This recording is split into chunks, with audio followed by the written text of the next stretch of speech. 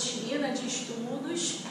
E aí a gente precisa dar andamento no que nós começamos em sala de aula. E eu trouxe para vocês hoje, né, nós vamos falar um pouquinho, discutir um pouquinho sobre alguma coisa chamada denotação e conotação. Eu acredito que todos vocês já saibam, né, já tenham ouvido falar em sentido denotativo e conotativo. Mas hoje nós vamos entender o conceito de cada um desses sentidos e a aplicabilidade deles, ok? Então vamos lá, a gente tem que pensar o seguinte, o sentido denotativo e o sentido conotativo, eles fazem parte de uma leitura mais ampla do mundo, né? A todo instante nós estamos fazendo leituras e essas leituras elas passam pelo nosso crivo de língua, tá? Que aí a gente considera a língua sendo um código, tudo bem? E aí eu trouxe um conceito um pouco mais no sentido mesmo de semântica daquilo que nós praticamos diariamente no nosso processo de comunicação, beleza? Aí aqui tá assim, ó, a língua não é uma representação simples das coisas do mundo. A maneira como as palavras se relacionam entre si exemplifica isso. Sendo assim, o jogo de palavras terá sentido a partir do contexto em que ela se dá. Então vamos lá, vamos pensar. Quando você está inserido em um contexto, né, geralmente a gente está a todo instante, e aí você estabelece um processo de comunicação com o outro, a gente já sabe que esse processo de comunicação ele passa por alguns elementos, ok? E esses elementos eles precisam estar ligados, interligados para que o outro consiga entender essa relação de comunicação que nós vamos estabelecer, né? Ou seja, esse contexto ele precisa ser comum para os falantes que estão ali naquele momento, ok? Agora, dependendo do tipo de comunicação que nós vamos estabelecer, eu posso, com esse falante, né, com eu sendo a falante e o meu ouvinte, eu posso estabelecer uma relação de objetividade na minha fala, tá? Ou de subjetividade. E aí, o que a gente considera objetividade na língua portuguesa? Aquela fala clara, tá? O uso de palavras no seu sentido mesmo, real, literal. Aquela que a gente mais usa no dia a dia. Aquela que a gente recorre ao dicionário para ter a certeza de que é um dos significados dela, tá? E aí a gente chama isso de linguagem objetiva. A subjetiva, ela já passa, né, pelo processo dos vários significados que as palavras têm. E aí eu preciso que o outro, né, e aí seria o meu destinatário, o meu ouvinte, esteja dentro desse contexto para ele saber sobre o que eu vou falar, né? Porque se eu lanço uma palavra no sentido que para mim é mas ele não está inserido no contexto dessa história, desse assunto, ele não vai entender essa comunicação. Tudo bem? Então, vamos lá. E aí eu trouxe para vocês o que é o sentido denotativo, tá? O que seria a denotação, nós chamamos também de sentido literal. E aí o que seria esse sentido literal? Seria o sentido mais usado, aquele corriqueiro pela sociedade, tá? Mas, Tatiana, eu aprendi que sentido literal e o sentido denotativo, ele é considerado sentido real, ele é considerado sentido do dicionário. Ok, tudo bem, a gente pode também atribuir esse conceito ao sentido denotativo, não tem o menor problema. Só que, quando você diz que a palavra ela tem um sentido real, você acaba dando um limite para essa palavra, sabe? E na verdade, sendo, eu acho que até muito esperançosa, né? Todos conhecem, me conhecem, sabem que eu gosto muito da língua portuguesa, nós somos muito inteligentes e criativos. E aí a gente usa uma palavra com vários significados, com vários usos.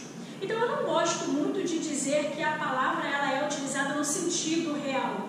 Eu digo que o sentido denotativo, e aí coloquei aqui para vocês, ele é o sentido mais frequentemente associado à palavra ou ao enunciado que nós estamos utilizando. Ou seja, a palavra que você está utilizando ou a expressão que você está utilizando com aquela pessoa, né, naquele meio ali de comunicação, ela está sendo usada no sentido mais recorrente. aquele que toda a sociedade conhece como significado, é um sentido denotativo, tudo bem? É o sentido literal.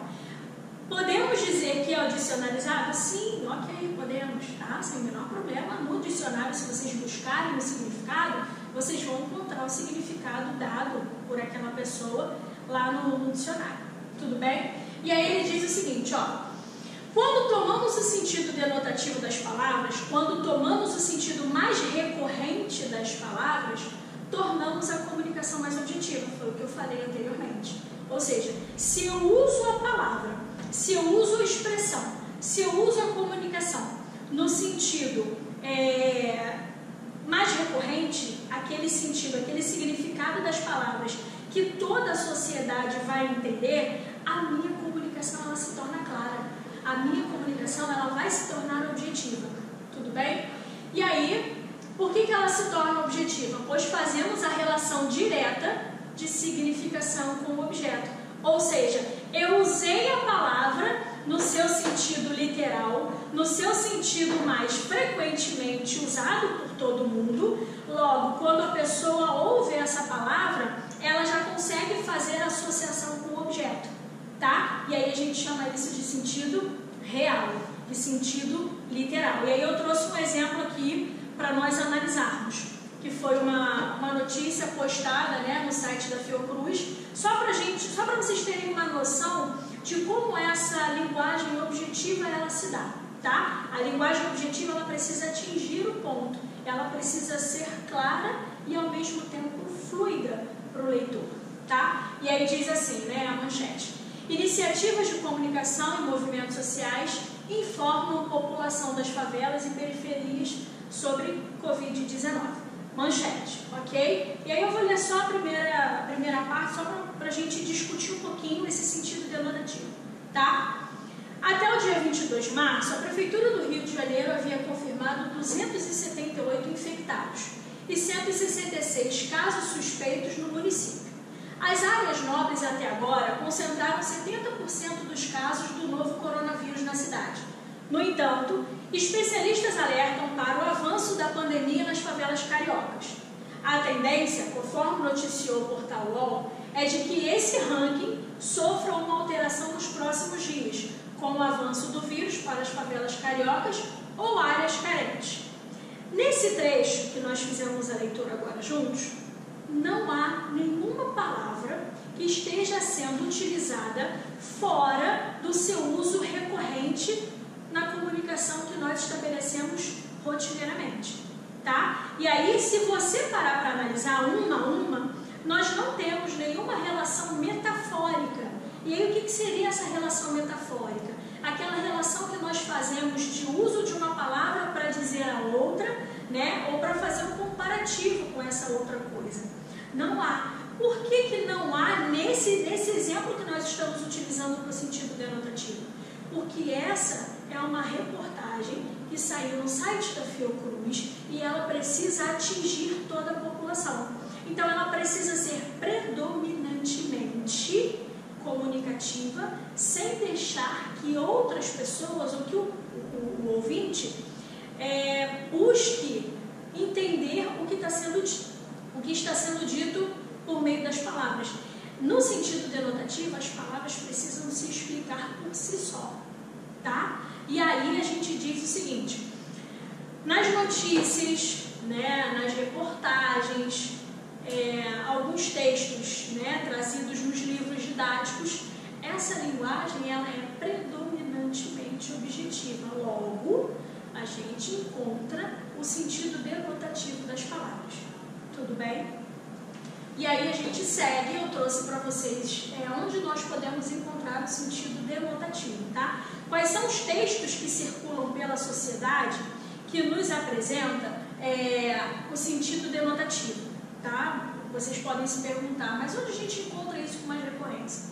Textos de divulgação científica são aqueles textos que a classe, né, dos cientistas, os próprios filósofos, eles fazem uso desse tipo de texto para mostrar para a sociedade alguma descoberta, tá? Então, eles não podem usar uma linguagem em que as palavras sejam postas com outro sentido, tá? Porque se ele fizer isso, a sociedade, o ouvinte não vai entender o que ele está querendo dizer. Então ele precisa ser muito objetivo. Logo, ele precisa fazer uso das palavras no seu sentido mais frequente, ok? E aí, outros exemplos, trabalhos didáticos, né? E os próprios textos didáticos também. Trabalho didático a gente considera também aqueles trabalhos acadêmicos, né? Que os alunos fazem nas universidades, né? Quando estão finalizando algum curso, beleza? E os textos jornalísticos, eu apresentei para vocês a gente viu anteriormente. Por que o texto jornalístico, ele precisa ter uma linguagem denotativa? Porque ele precisa passar uma informação. E essa informação precisa ser objetiva e clara. Ela não pode ter uma linguagem com sentido diferente daquele que o jornalista ou que o articulista esteja querendo passar. Ele precisa atingir um público. Para isso, ele precisa ter uma linguagem objetiva. Ok? E aí a gente passa agora para a conotação, também conhecida como linguagem figurada. Se a denotativa era uma linguagem no seu sentido mais recorrente de uso, né? E aí a gente avança dizendo que é o sentido do dicionário, ok? A conotação é o sentido contrário, é o inverso. E aqui que entra a grande brincadeira que nós podemos fazer com a língua, tá? Aqui que entra a grande criação do ser humano. E aí a gente usa a palavra fora do sentido denotativo. Nós usamos a palavra fora do sentido usual, ou seja, nós extrapolamos o sentido recorrente. Pode ser feito? Deve. Até mesmo porque se nós não fizéssemos esses usos, né, se nós não fôssemos tão criativos a esse ponto, a nossa língua seria engessada, né? Imagina todo mundo falando do mesmo jeito, com as mesmas palavras e com o mesmo sentido, né? Eu acho que a gente nem avançaria nas pesquisas, ok? E aí, quando a gente fala de conotação, eu trouxe um conceito só para ajudar vocês, de repente, numa nova pesquisa, né, querendo acessar novamente, que diz o seguinte: sentido figurado, como também é chamada, a conotação é o uso da palavra ou da expressão, né, de maneira afastada do sentido mais comum. Dessa forma, ela extrapola o sentido comum, tornando a comunicação mais criativa. É exatamente isso. Você pode usar, você deve usar, é legítimo você fazer isso. Usar uma palavra fora do sentido dela. Só que você precisa fazer isso de maneira, né, com o seu ouvinte, com o grupo com quem você está se comunicando, de maneira coerente. Aquele grupo, aquela pessoa precisa saber, precisa estar dentro do contexto dessa comunicação, tá? Se você chega num grupo de pessoas e você começa a fazer a comunicação usando palavras fora do sentido delas, sem previamente, né, apresentar para aquele grupo aquela comunicação, eles não vão entender sobre o que você está falando, né? E aí você vai precisar explicar coisa por coisa, sabe? Então, para que a linguagem conotativa aconteça, a linguagem figurada aconteça, você precisa estar no meio de uma comunicação, você precisa estar contextualizado com o grupo. Senão a comunicação ela vai se fazer com ruídos, né? Ela com certeza vai haver quebra nessa comunicação, tá? E aí eu trouxe um exemplo para a gente dar uma olhada, fazer um comparativo com o exemplo que eu trouxe da linguagem denotativa, tá? Essa charge diz o seguinte, anterior eu odeio estes pneus, né? Tem uma jovem senhora se olhando ali no espelho e ela tá botando a mão provavelmente na quarentena nas gordurinhas. E aí ao lado, fazendo o contraponto, tá assim: eu adoro esses pneus. Provavelmente é um mosquito, né? A Aedes aegypti aí que acaba proliferando a dengue. Beleza, qual é a relação de sentido que a gente tem que fazer com essas duas imagens? Essa jovem senhora, ela está usando a palavra pneu fora do sentido mais usual da sociedade. Ela está usando pneu no sentido mesmo de ganhar uns quilos a mais. Pode ser feito isso? Pode, a gente sabe que a palavra pneu também atribui esse sentido, né? né? Pode ser atribuída a esse sentido. Mas qual é o sentido mais recorrente da palavra pneu? O objeto em si, tá? E aí você vai dizer assim, poxa, mas há relação entre uma coisa e outra? Há, né? O pneu que nós formamos a partir do sobrepeso, né? Ele acaba fazendo a mesma forma do objeto, que é o sentido mais usual da sociedade, tá? E aí, o falante em si, ele é tão inteligente que ele faz o seguinte, se pneu é isso, e eu tenho essa gordurinha que tem a mesma forma de um pneu, eu também vou chamar de pneu. Percebe que a gente pega emprestado essas palavras e tornamos a nossa comunicação mais criativa, tá? Isso é leitura de mundo. Nós devemos fazer isso a todo instante. Se nós não fizermos, nós não produzimos léxico pra gente, né? Nós não produzimos vocabulário mental. E aí a gente não renova as palavras. Ou seja, a gente engessa o nosso vocabulário. E a língua portuguesa, ela não pode ser engessada, tá? Ela tá aí para todo mundo ter acesso e ter acesso mesmo de várias formas. A gente só precisa saber qual é o objetivo daquela comunicação. Se eu preciso fazer uma comunicação que atinja de maneira objetiva e que informe, eu não posso usar uma palavra pneu no sentido do sobrepeso, ok?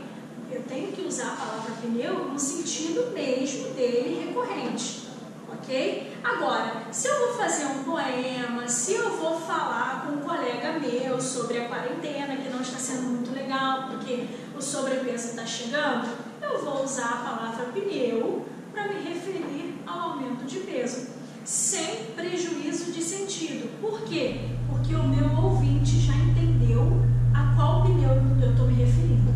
Tudo bem? E aí a gente precisa agora ver onde vamos encontrar a linguagem conotativa, essa linguagem fora do sentido recorrente, essa linguagem que nós chamamos de figurada, essa linguagem que extrapola os sentidos que nós damos para ela, tá? Nós encontramos no conto, e aí a gente precisa relembrar, conto é aquela narrativa curta que tem várias nuances. Você tem o conto de fadas, o conto de terror, o conto de suspense. Então, a todo instante, dentro do conto, nós estamos fazendo uso de palavras ou de expressões que estão fora do sentido delas. E aí, por que a gente usa isso? Para causar expectativa no leitor, para dar essa ideia do clímax, para dar a ideia do final feliz que há nos contos de fadas, tá? E aí temos também a crônica. Crônica também é uma narrativa, não é tão curta, mas ela fala de algo atual. Ela é um relato do que acontece, né, na realidade mesmo. E aí, ela também se utiliza dessa linguagem fora, né, do contexto, fora do sentido mesmo da caixinha, porque eu preciso exagerar nessa minha realidade. E aí eu faço uso desse tipo de linguagem figurada, tá? Poema não tem nem o que dizer, né, gente? No poema a gente expressa, o eu lírico expressa um eu que ele não pode ser na realidade. Então ele não vai em nenhum momento no poema fazer uso de palavras no seu sentido real. Por quê? Se ele já vive aquela realidade, ele usa o poema para extrapolar a realidade, ele vai usar as palavras fora do sentido delas, tá? Piada nem se fala, né? Tem momentos assim que a gente ouve uma piada e diz assim, não entendi nada. Ou seja, você precisa buscar mentalmente no seu arquivo de palavras os significados daquelas palavras que você acabou de ouvir, para você conseguir fazer relação entre uma coisa e outra e aí sim entender a piada. Eu sou péssima nesse quesito, eu levo muito tempo para poder entender. E aí os textos literários em geral, ok? Até aqui foi. E aí eu trouxe, né, para quem me conhece também, sabe que eu gosto muito de poema. Eu trouxe para a gente fechar a aula de hoje o poema de Drummond, poema de 7 faces. É um poema cheio de linguagem figurada, é um poema cheio de metáforas, é um poema com muitas metonímias, é um poema com exageros. E aí a gente pode ver pode encontrar, né, e pode perceber a presença da linguagem figurada. Que no final, quando você retira a essência, você para pensar no contexto, né, em que Drummond produziu esse poema, você passa a encontrar um sentido. Para você é um sentido que não é o mesmo da outra pessoa que vai lê-lo, tá? Os sentidos, as interpretações dos poemas, eles acontecem de várias maneiras, mas tem que pertencer a um mesmo campo semântico ali do autor, tá? E aí diz assim: quando nasci, um anjo torto, desses que vivem na sombra, disse: vai, Carlos, ser ghost na vida. E aí a gente pensa, né, ser ghost na vida. Mas tudo bem. Por que ele não usou a palavra no sentido mesmo literal, sei lá, sinistro, isqueiro? Ele usou ghost. As casas espiam os homens, que correm atrás de mulheres. A tarde talvez fosse azul, não houvesse tantos desejos. E a gente se pergunta, as casas espiam os homens? Pensa na casa espiando os homens. No sentido mesmo literal, não há. Então a gente entende que aqui há uma linguagem figurada. Há um sentido figurado, né? Na verdade não são as casas que espiam, tá? O bonde passa cheio de pernas, pernas brancas, pretas, amarelas. Para que tanta perna, meu Deus? Pergunta meu coração. Porém, meus olhos não perguntam nada. E a gente se pergunta, né? O bonde passa cheio de pernas. Ok, as pernas das pessoas, mas seria só isso? Né? Olha essa linguagem novamente figurada, tá?